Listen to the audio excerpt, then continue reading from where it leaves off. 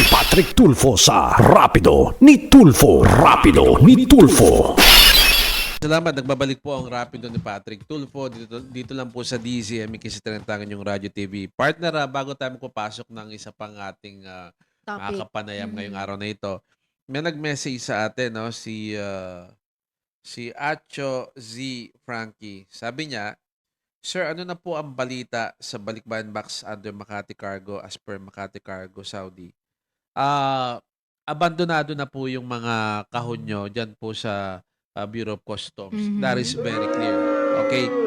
Hindi ko malaman kung sino yung kinakausap po dyan sa may Saudi, pero totoo lang ma'am, lahat po yan abandonado na. In fact, Sinuspindi na, di ba? suspendido na ang Makati Express Cargo. Thank you for reminding me, partner. No? Oo. At kanina lang, meron akong kausap na involved dito sa issue na ito.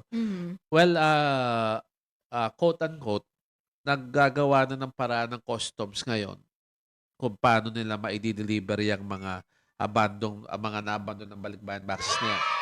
Hindi lang Makati Express Cargo, but rather all of the containers that contain Balikbayan boxes, customs, they are now doing something about it. Yeah. Parang In coordination sila din, partner, with the DMW, well, di ba? I don't know. I think aside from yung avenue na ibibigay sa DMW, They're kasi also doing something. Kasi oo. partner, nakikita ka kasi ito opinion ko to nakita ng customs na overwhelmed masyado partner ang DMW sa problema. Overwhelmed. Okay. Ay, napakadami nitong Napakarami cargo. kasi. Oo.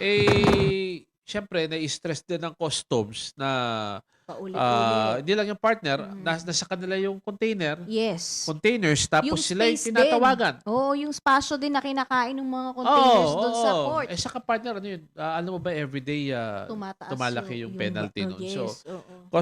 ito Bureau of Customs right now, I can tell you, meron pong ginagawa po yan na nag-explore sila ng ibang avenue upang matupad po yung sinabi sa atin ni Atty. Marunilla na This month ito, ba? this month. Oo. Tapos Bago target nila, magpasko. bago magpasko, Mhm. Makati Express Cargo makapaglalabas na po sila.